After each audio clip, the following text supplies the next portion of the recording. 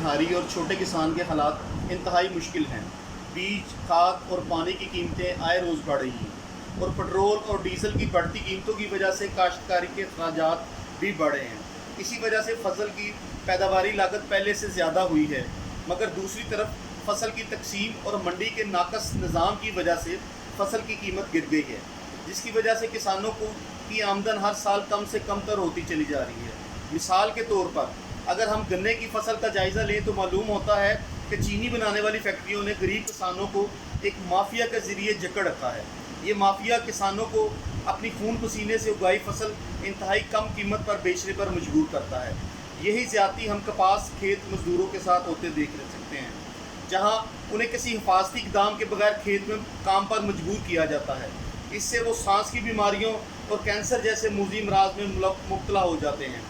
आड़तियों और साहूकारों के इस्तहसाल के बायस काश्तकारों को उनके हकूक़ मिलना नामुमकिन हो चुका है। अगर हम शहरी इलाकों में दिहाड़ी पर काम करने वाले मजदूरों, छाबड़ी फरोशों, कारीगरों, दुकानदारों और सफ़ेद पोश तबके के हालात को देखें तो यहाँ भी वही सूरत हाल नज़र आती है। एक तरफ तो शायद सर्फ की बढ़ती कीमतें इनकी कमर तोड़ देती हैं, दूसरी तरफ रुपये की कम होती कीमत आए रोज़ इनकी कुव्वत ख़रीद को कम कर देती है।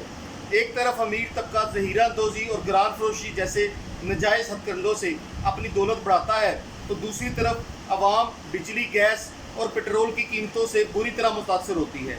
आज सूरत हाल ये है कि आवाम के लिए 2 वक्त की रोटी का हसूल भी मुश्किल तरीन काम बन गया है। तालीम के शोबे का हाल भी कोई मुख्तलिफ नहीं। बढ़ती आबादी के साथ नए स्कूल और कॉलेज बनाने का फरीज़ा हुकूमत ने मुकम्मल तौर पर प्राइवेट सेक्टर के हवाले कर दिया है। हम सब जानते हैं कि प्राइवेट सेक्टर को मुनाफा बख्श काम नहीं करता। आज जबकि हुकूमत फ़ीस और मेयार तालीम समेत प्राइवेट तलीमी इदारों पर कंट्रोल रखना ज़रूरी नहीं समझती, तो ये प्राइवेट तलीमी इदारे मुकम्मल तौर पर एक माफिया की सूरत अख्तियार कर गए हैं, जहाँ नशोनुमा से भरपूर तलीमी इदारे बनाकर बारी भर कम फीसें वसूल करना एक रुझान बन गया है। अब कसर सिर्फ इन तलीमी इदारों के बाहर तलीम बराए फ़रोग़त का बोर्ड लगाने की रह गई है। किसी तलीमी इदारे को देखें तो लगता है गुज़री सदियों में आगे हैं। जदीद ट्रेनिंग से महरूम उसातिज़ा बेरोज़गारों की नई नस्ल को पढ़ा रहे हैं। दही इलाकों में इमारत है तो उस्ताद नहीं, और उस्ताद है तो इमारत नहीं। अक्सर स्कूलों में पढ़ाई की बजाय जानवरों को बांधने का काम लिया जाता है। दही इलाकों में तो ये एक सूरत हाल है कि सरकार उसातिज़ा को भी मुस्तकिल मुलाजमत की बजाय एडहाक मुलाजमिन के तौर पर भर्ती कर रही है, जिसकी वजह से उन्हें ख़ुद भी मालूम नहीं कि वो कब तक उसातिज़ा की हैसियत से काम करेंगे। याद रहे, जब जिन कौमों ने तरक्की की है वहाँ उसातिज़ा को सबसे ज़्यादा सहूलतें और तनख्वाहें दी जाती हैं। हमारी बाकी सरकारी मुलाजमिन के साथ भी यही मसला है कि एडहाक मुलाजमत दरअसल किसी भी फ़र्द के लिए एक लटकती तलवार है, जिसकी वजह से वो अपनी हकीकी सलाहियत के मुताबिक काम नहीं कर सकता। हमारे तमाम सरकारी इदारों में मुस्तकिल मुलाजमीन की तादाद बहुत कम है।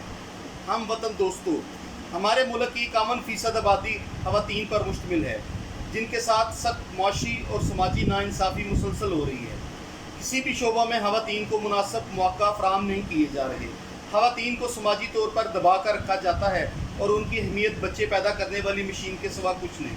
हकीकत यह है कि गुज़िश्ता दहाइयों में ख़वातीन ने तालीम के हर शोबे में ये साबित किया है कि वो अहलियत में मर्दों से किसी तौर पर कम नहीं, और उन्हें मर्दों के बराबर मौक़ा फ़राहम किए जाएँ तो वो मुल्की तरक्की में अहम किरदार अदा कर सकती हैं। ज़रूरत इस बात की है कि हम ख़वातीन के मुतल्लिक़ समाजी रवैयों को तब्दील करें और उन्हें मर्द के बराबर इंसान तस्लीम करें, और ख़वातीन की तरक्की से किसी का मर्दानापन मजरू ना हो। आज हम तरक्की याफ्ता ममालिक का जायज़ा लें तो हमें औरत हर शोबे में मर्द के बराबर काम करती नज़र आती है। हमारी पसमानदगी की एक बड़ी वजह ख़वातीन की अहमियत को तस्लीम ना करना है। अब हम सेहत के शोबे की तरफ नज़र दौड़ाते हैं। सेहत की सहूलियात हर फ़र्द का बुनियादी हक़ है। वतन अज़ीज़ में दूसरे शोबों की तरह सेहत हम अहम शोबे को एक कारोबार बनाकर रख दिया गया है। आज हमारी 1/4 आबादी यरकान, टीबी और ऐसे ही जानलेवा अमराज का शिकार है। ब्लड प्रेशर और शुगर 40 साल से ज़्यादा उम्र के अफराद में आम है। ज़चकी के दौरान 4.3% ख़वातीन मौत के मुँह में चली जाती हैं। 13% बच्चे 5 साल से कम उम्र में हाल के हकीकी से जा मिलते हैं, اور لا تعداد افراد صاف پانی نہ ملنے کی وجہ سے بیماریوں کے شکار ہوتے ہیں۔ عوام کو تمام امراض کے علاج سے دور کرنے مرنے کے لیے چھوڑ دیا گیا ہے۔ صحت جو آئین پاکستان کے مطابق ہمارا بنیادی حق ہے، آج ہم سے کہیں دور ہے۔ بے حس ارکان اسمبلی اور خودغرض حکومتوں نے عوام کو صحت سے محروم کر کے موت کے حوالے کر دیا ہے۔ ہم وطن بھائیوں اور بہنوں، آج وطن عزیز جس مقام پر پہنچ گیا ہے وہ ہماری آنکھیں کھولنے کے لیے کافی ہے۔ اب بھی اگر ہم آنکھیں بند کر کے کسی نادیدہ لیڈر کا انتظار کرتے رہے تو سمجھ لیں کہ وہ لیڈر کبھی نہیں آئے گا، اور اگر کبھی آئے گا بھی تو ہمارے درمیان سے ہی ایک عام آدمی ہوگا جو ہمارے مسائل کا حل کرے گا۔ کوئی ایسا شخص جو سرمایہ دار اور جاگیردار طبقے سے تعلق رکھتا ہے لوگوں کا درد نہیں سمجھ سکتا۔ پاکستان کی اکائیوں جو سندھ دھرتی کے رہنے والے، خیبر پختونخوا کے رہنے والے، بلوچستان کے رہنے والے یا پنجاب میں رہنے والے عوام ہیں، وہ مختلف قسم کی محرومیوں اور عدم تحفظ کا شکار ہیں۔ کہیں گمشدہ افراد کا مسئلہ ہے، کہیں ثقافت خطرے میں ہے، کہیں معاش کا مسئلہ ہے، کہیں کوئی پانی کی غیر منصفانہ تقسیم پہ نالا ہے۔ ایک پاکستان میں قومیتوں کی کئی اکائیاں ہیں، سب کے مسائل کا ادراک ضروری ہے۔ یہ حل مل کر ایک وفاق کے تحت نکالا جا سکتا ہے، مگر اس کے لیے ضروری یہ ہے کہ جو بھی اکائی اپنے مسائل کا اظہار کرے اس کے مسائل پر غور کیا جائے، نہ کہ اسے غدار قرار دے دیا جائے۔ ہم یہ سمجھتے ہیں کہ وطن کے خلاف بہت سی غیر ملکی طاقتیں سازش میں مصروف ہیں، مگر حق کے لیے آواز اٹھانے والے اور ہر گروہ کو سازشی غیر ملکی ایجنٹ اور غدار قرار دینا بھی مسئلے کا حل نہیں۔ ہمیں بلاخر مسائل کے حل کے لیے تمام صوبوں کی بات سننا پڑے گی۔ پاکستان انقلابی پارٹی کے اغراض و مقاصد کیا ہیں؟ نمبر